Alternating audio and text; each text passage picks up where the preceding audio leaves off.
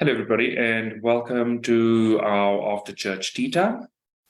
We are going to be delving into the sermon by Jose and Michaela on the topic of how to build a stable foundation in your relationship with God and in your relationship with your twin flame. And so I think one of the things that stood out for me, and thank you to Kanisha and Nadia for joining me today for our after church tea time. And also to all of you, please feel free to share your insights or feelings related to our sermon today, and also to ask any questions that you might have as we go along in our conversation. So yeah, I think one of the things that stood out for me was the sense that we are in a cycle, and we have been in a cycle of building up our stability over many years as part of Twin Flames Universe and the Church of Union. And one of the things that seems to be kind of almost a contrast of it is that there seems to be a lot of instability in the world around us at the moment. And so it just feels like a little bit of a glitchy thing. But what feels good is, and I think the core message of the sermon was that your peace doesn't leave you. So your peace can't leave you regardless of what is happening around you. And that quite stood out to me. And it feels good to just be able to sit in that peace and observe life and respond to life from a place of being able to make the choice as opposed to getting caught up in everything that's happening as we see it happening around us. So yeah, we'll open it up to the team and see how you feel. What stood out for you? Yeah, I love that you touch on that. One of my favorite sayings is life is happening through you, not to you. And that was really what this work shows, is like anything that's happening in your reality, you really can shift it and change it just by going within and loving yourself and doing the mirror exercise. And it really does build a very strong foundation, not only with God and your twin flame, but with yourself, where you recognize like, oh, these things are coming up. I can either spiral and get caught up in everything that's happening, or I can go to the work that I'm taught and shift in that space and grow in that space. And ultimately, it's always just showing you that your current choice. I think that's sometimes hard for people to recognize or want to even take responsibility of like, oh, I've been making this choice all along, and that's why it's showing up in my reality. But it's never an opportunity to shame or judge yourself. It's only an opportunity to love yourself. And that was a lesson that took quite some time for me to ground and learn, was that I didn't have to shame or judge myself, that it was just an opportunity for more love. And now that I've shifted more into that space, it's like, oh, this feels good. I get to love myself here. Oh, I see where this is me and I'm choosing this, and I can absolutely choose something different. And so building that foundation of trust with yourself is really going to be that catalyst of moving you forward into all of the places that feel scary or feel unknown. But you're building that trust with yourself and knowing that you and God can move through anything together. Yeah, building on that, it just shows how powerful you are when you can make that new choice. And it may not shift completely that fast in your outer reality, but it certainly gives you that grounded peace once you make that new choice. And when you recognize the compassion that God gives you when you're building a foundation, you get to see yourself through the eyes of God, and you get to have that perspective of living in heaven on earth, because you're bringing more and more of God into your foundation, and you can build upon that. So it's just the endless structure of freedom and heaven and peace. And although things may be crumbling, as Jose and Michaela had mentioned, the things that were unstable is what is crumbling. The things that there weren't true, that weren't truly of God, is what is leaving you. So that's what's the beauty of it, is that we get to be one with God. Yeah, and I love what you guys have shared as well in terms of, and specifically yours, Kanisha, in terms of just the choice and realizing that I can go and make a new choice there. Just the simplicity of it brings a greater sense of peace, because just because I made a previous choice and just because that's how things have been doesn't mean they have to continue to be like that. And I think that for me feels very powerful, in the sense that I don't have to accept something as written in stone or cast in cement. I literally can shift where I need to shift in order to love myself in a space that probably felt slightly unfamiliar before. And so I think that that's been a big shift for me, is just that sense of making those familiar things unfamiliar by bringing love there. And when I say that, it's literally that sense of where I was judging myself harshly, and that feeling of always seeing critique as saying that I'm not good enough and things like that, just to be able to actually let that go without the requirement of erasing what was there, literally just overhauling it all the time, which is so much more peaceful and so much easier than thinking that this work of shifting into loving yourself more is hard and it's tough and it's tedious. It's nice to just have the perspective that actually it's not that difficult. And actually, this was quite easy. And actually, I can look at this upset and it's not gonna destroy my world. I can comfortably move through it and heal through it. And if it comes up again, so what? I'll move through it and heal through it again. And I think that's something that stood out in the sermon for me, what that Michaela and Jose shared, in terms of kind of be diligent. Just be diligent. Things might come up all the time. Be diligent. The work is presented to you, but you actually have to do the work. So there's no purpose in looking at the work and going, oh, that feels like a lot. Literally, you can take one step at a time. And I think that also came through in the card reading from, what's her name? I just hit a blank. But that also just came through in the card reading, like, take the actual step. Don't live in the fantasy. Have the desire, but do the practical thing.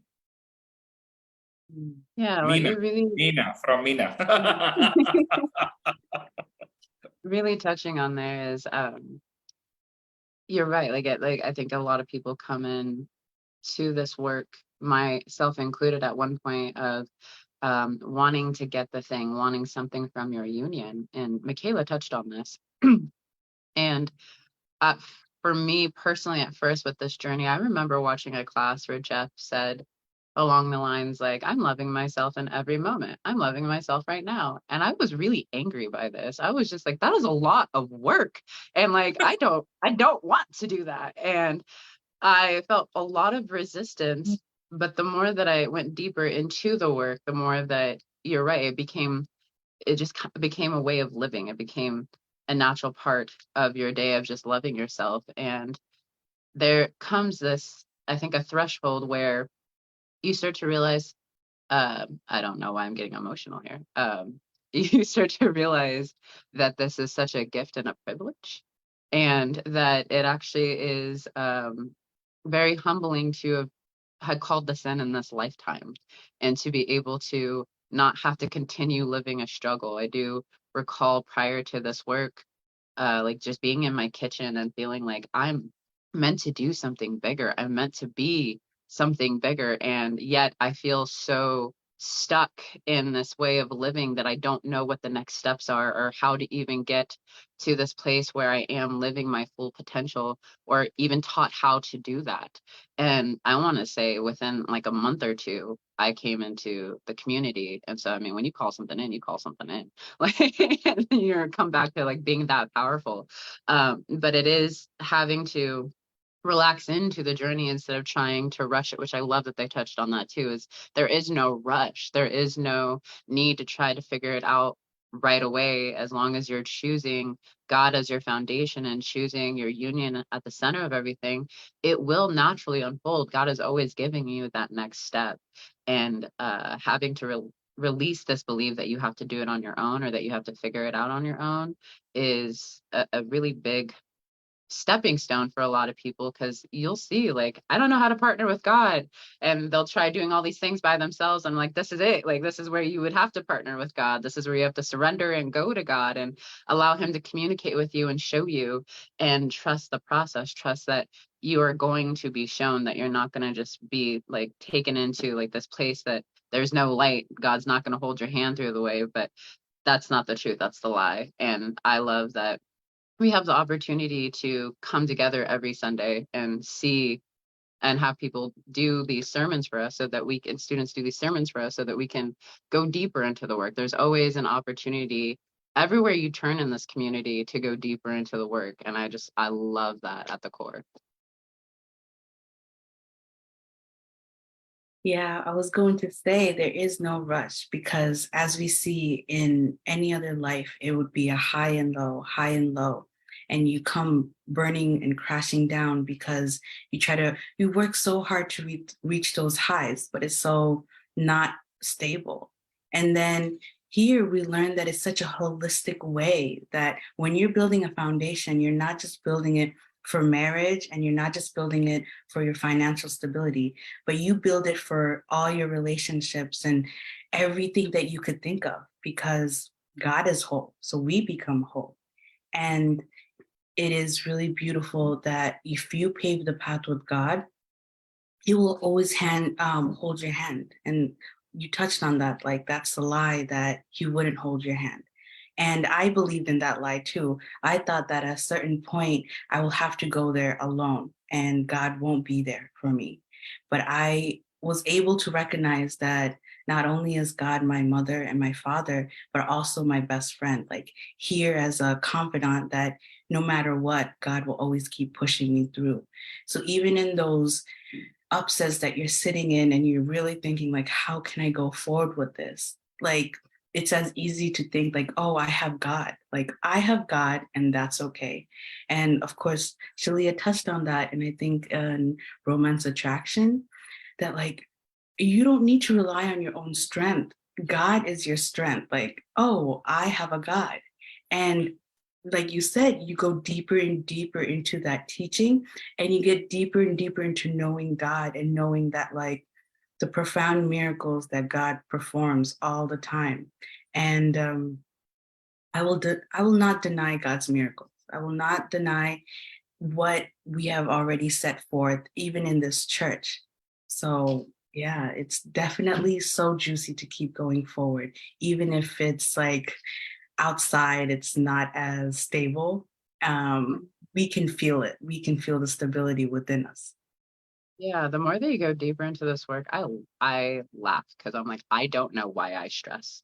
I don't know. Every No, time I give it to God and I do my inner work, it always works out for my highest good. Why do I stress? Like, so I'm learning to just let that go. But it is a process, because you do have to build trust there. Jeff has said this before, like, don't just blindly just be like, all right, we're doing this and that's it. But you have to like test it. You have to try it for yourself.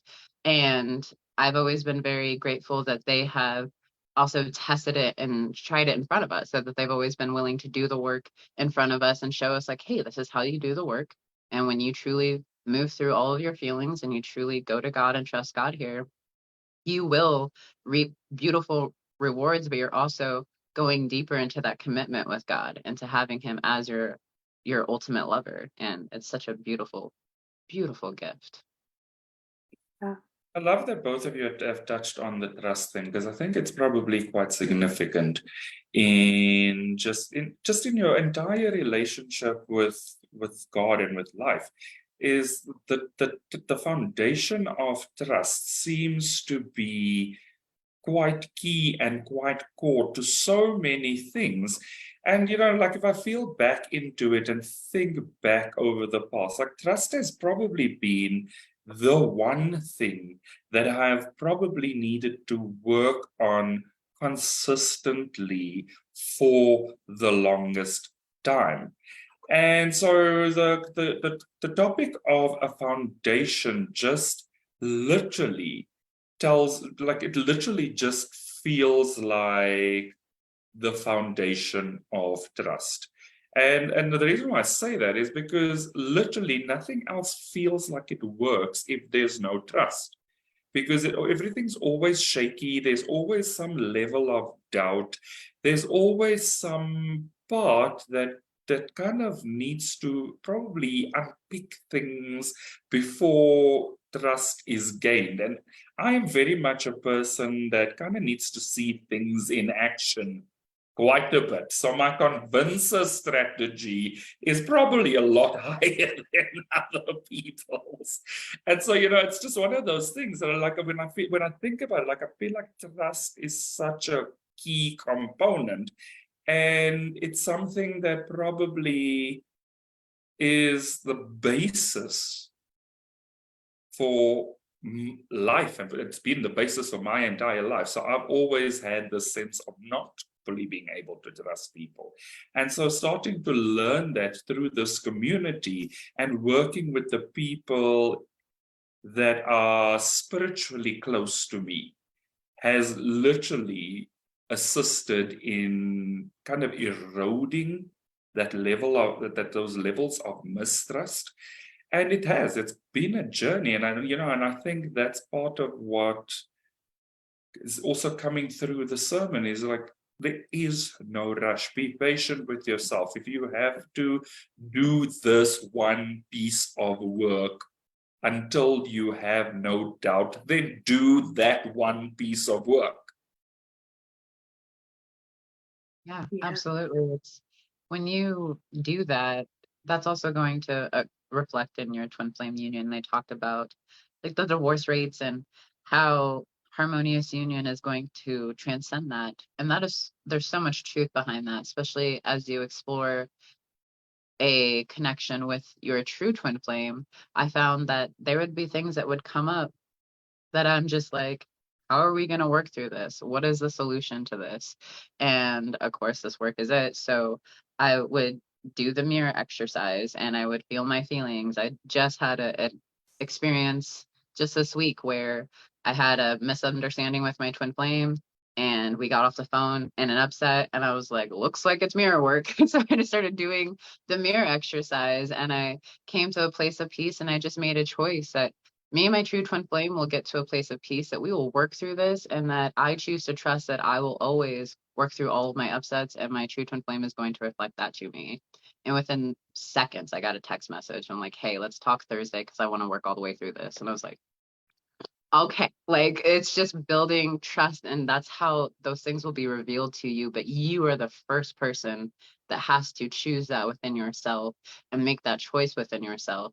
And your reality will reflect that and your true twin flame is going to reflect that. And so you're right, it's having to build trust in the foundation. But I think a lot of people this is something I had to recognize, that we wanted to also blame our reality or blame those outside of us of why we couldn't trust, instead of recognizing like we betrayed ourselves at some place within first, which is what kind of manifested some of these things. And so I think step 2 can be very hard in the mirror exercise for individuals. It was for me at one point, but then I just had to make a choice that like, if I'm the co-creator of my reality and no one can create in my reality, then I have to honor the truth here and respect that the fact is I'm the one creating this somewhere.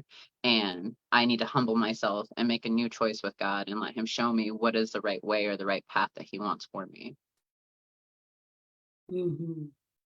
Yeah. And trust has been a big thing for me too. It was really hard to trust God for a long time. And honestly, getting into unionism is what allowed me to truly see God as love, because I didn't see God as love before. And when I recognized that God was love, then I was like, I can trust love. I can definitely trust unconditional love. And then I realized that people who were doing the mirror exercise, who were sincere in that, were also of unconditional love. And I can trust that. I can trust that they are diligently working towards bringing more and more of their own self to them. And I can trust that God is guiding me towards only unconditional love. And so trust has been a big thing for me, and relationships have been a big thing of stability for me. So I'm glad you guys brought that up because it is key. I think something else that both of you are sharing that's standing out to me quite a bit is the sense of putting yourself at the forefront of things. So we know God at the center, but also we know that it starts with you. And I think both of you are sharing that quite a bit. And so I feel like it's important to highlight, because I think for me, one of the biggest things about having grown up in the Catholic religion was always the sense that less of you, more of the other kind of thing. Like, so other people were literally come first. And, it's kind of serving everybody else's good and not being selfish. And I think that's been a big journey in just shifting focus, because again, everything, literally, it's what you said, Kanisha. If you don't realize that actually at some point, regardless of how tough the pill is to swallow, at some point you made a choice here. At some point you were at the center of this of this thing that's now appearing as an upset in one form or another, and to literally take responsibility so that you can also responsibly own your healing is something that has been a significant shift for me. And as I started learning through the teachings of union, the one thing that started happening for me is that I actually started to feel what words really meant. So I really started to feel like when somebody says compassion, I actually felt what compassion really means, because I was able to see how I hadn't applied it to myself, and then to make the choice to start applying it to myself. And so the word took on meaning. And I think that's been the beauty of the teachings and the learnings. And learning as I'm going along is just what that feeling is behind words like compassion and love and patience and respect and unconditional love. It's all of those things that start to literally have new meaning. And so it just definitely feels like literally a completely new foundation. Yes, a new foundation of self-awareness. That's what I love about mirror exercise, because I can resolve it within myself. And I never had the solution before. I was like, how can this life keep going? And how can I build my dreams? Because I can't control the parts that are outside of me. And I never knew that I can fix the parts that are within me in such a way. But with the mirror exercise, I recognize how your internal world is reflected first, and then it's the outer world. And I was like, God, this is the solution. Like, this is my salvation, because I'm willing to do the work and I'm willing to self-reflect so that I can go forward. I have the answer. Before, I didn't have the answer. So that's what's so juicy to me. Yeah, you touch on exactly what they brought up. I think Jose says, like, you can't keep doing the thing that isn't working. And that was something that I had to recognize. Like, I keep trying to do this on the outside, and they keep telling me that my union's on the inside, and I can continue trying to go this way, or I can go the way that they're telling me it works. And so when I really started doing that, that's when you would start to see things shift and things start to happen more instantly. But there's also that understanding that you're not doing the work to try to like control or get something to change. You're doing the work to change how you feel on the inside about what is happening and coming to a place of peace with that. And as you do that, the saying of like you have to allow God to love you in the way that he sees fit. Like it's been a understanding of I can love myself in this place, but I have to release attachment to how God chooses to love me back, or how God chooses to show up in my life in this space. And that right there really required me to let go of control and attachment to how things unfold. But also it builds trust, even deeper trust, because you see like, wow, you love me in a way that I couldn't have even thought or even imagined, because you know exactly what I need when I need it. Yeah, I agree. I definitely have to agree in the sense that the perception of what was happening on the outside and how I was trying to literally achieve things on the outside was literally the thing that was the glitch when I had to go actually hands off. And it's so funny because I actually read something that said, don't dig up in doubt what you planted in prayer. And I was like, actually, it's such a thing, because we always want to go and look, and it's literally like that almost this daft sense of I've ordered something and now I phone the delivery company every 5 minutes to see how far along they are the road, and we don't do that. Right, we don't call the delivery company every 5 minutes to say, where are you, where are you, where are you, where are you? And yet when it comes to having faith in God and putting our trust in God, we tend to do that, whether it's advertently or inadvertently. We kind of tend to do that. And I was like, yeah, something to just feel into and heal through again. Yeah. And I was going to say that Michaela actually mentioned this. No, Kanisha mentioned this about when you order something on Prime and it's on backlog, like it comes to you, but you change your order. Wait, you would know how to say this better. You know what I'm talking about? I love this when you explained it to us. So yeah, I can help you with that. So with this work, we're always having to change like our beliefs and our patterns. So we've been operating off of certain beliefs and patterns, technically like lack and scarcity consciousness. And so we continue telling God and the universe, like, this is what we are, this is what we want, is lack and scarcity. But then when we come to this work, we are choosing abundance and love. And so we put in a new order to Amazon or the universe, and they send us the old package because it's what we've been on forever. And then they're like, hey, you have a new like programming here. We just want to check, is this what you really want? And you're like, yes, this is what I really want. They're like, okay, well, we sent you the old package. You can either open it or just dispose of it, but we'll send you your new one. And so you have to wait. There's like a transition period where you have to persist. This is why persistence is one of the 8 keys of harmonious union, is you have to persist from the old pattern and the choice to the new pattern and choice until it grounds into your reality. But where a lot of us can get stuck is it's not happening, it's not changing fast enough. And so we go back to the old way or into self-sabotaging. And so you really have to honor your new choice and continuously persist in that choice until it truly manifests and shows up into your reality.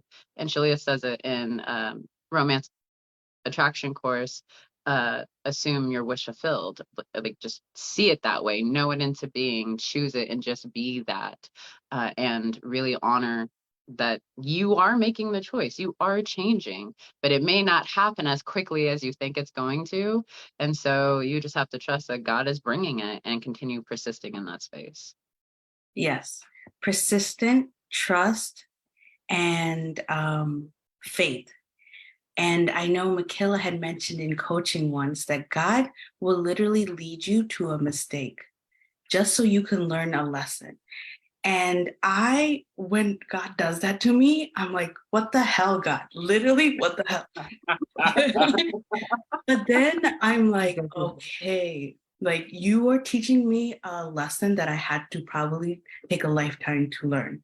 But you showed it in such a way, and it could have been a mistake, but now I have even more faith, persistence, and trust in you, because I trusted and I was obedient to your word, even if it was me making that mistake, because I learned it in such a way. Yeah, sometimes it's like the next, just like you'll ask God. So for me, it was like, I would like to go deeper in intimacy with you. And then I felt guided to say something to my twin flame, and I said it. And I led into this huge thing. And I was like, God, like you told me that it was safe to do. And what the hell just happened here? And then, of course, the healing came from it. And afterwards, I was just like, I see what happened there. Like that was so needed. That was the next step. That's how we were going deeper into intimacy. But it's we can either kick and scream and cry the whole way, or we can just surrender and love ourselves. Totally up to you. Yeah. Yeah, I think it's quite cool that you also mentioned the transition time, because I think it's very important to remind ourselves that things don't necessarily always change overnight, and that it's okay. And I think for me, it's taken the longest time to accept that it's okay, that it's not almost an instantaneous shift as if a magic wand was wielded. And, and I think that's been the journey, that it's been a journey of learning to shift, but also learning a level of patience, not only with the shift, but with myself in making the shift. And I think that that's something that we probably need to just highlight, is that it's okay to take your time to shift, as long as you know what your new core choice is and you continue to make that new choice. Mm-hmm. That's why we have a dance with God, is because we'll make a new choice and there's that transition period. And instead of just waiting and waiting, which is not what I would recommend in your ascension journey, there is no waiting. There's just surrender. And then God guides you to look at something else and like heal in another place or focus on your life purpose. While that is taking care of itself and it's transitioning, he's asking you to put your focus on him somewhere else in your area of your life. And so it is truly just going with the flow of things and allowing things to evolve and allowing your union to evolve. It's going to be that's why we call it a journey. And this is something that my ascension coach helped me with. Chrissy had said something along the lines of like, you've been doing this work for so long that we kind of just have like this expectation somewhere where when we come into union with our twin flame that we're like, cool, now it's time to get married, now it's time to do this, this, and this. And she's like, there is literally a whole process there that you have to just relax into and build that friendship, build that partnership, and all of those other things will come.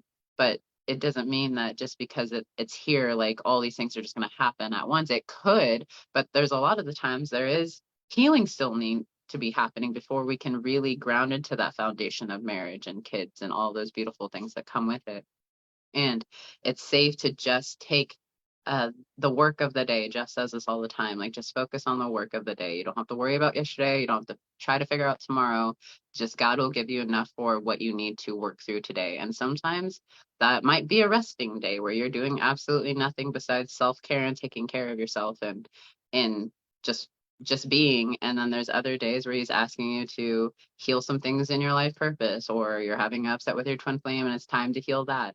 It's really important that you're just allowing God to lead and trusting that he is leading you perfectly, even if it looks like he's leading you into your cave of fear, because that will happen. And you have to trust that he's going to walk you all the way through it. And this work is going to walk you all the way through it. And this community is also going to walk you all the way through it. That's something that I've had to really heal in this space, is having a community and a family who genuinely love you, who genuinely want to see you thrive, who genuinely want to see you completely let go of the illusion of ego and separation and come into harmonious union with God, yourself, and your twin flame. That is their genuine core desire, is to see you become the best version of yourself and then to share this work as well. But that right there took a lot of trust, because I came from a family who they didn't love you. They just wanted what was for their selfish ways, or they would pretend to love you and then take as much as they could from you. And so to have to heal that trauma coming into a space that really does love you, it requires a lot of self-reflection. It requires a lot of having to look at yourself or where you choose self-sabotaging and making new choices. Like you cannot say you ultimately can't hide in this community if you're not doing the work, if you're not choosing love at the core, and you're not choosing to fully heal it, you will be revealed. And sometimes that's very uncomfortable, but you can either humble yourself and heal in that space and come closer, or you don't and vibe out. And I think that is something that is just the truth. It is the reality of it. You can either go deeper or you can not. And ultimately that is your choice at the end of the day. Mhm. Yeah, because harmonious twin flame union is a huge vibration to achieve, and it's different for every journey.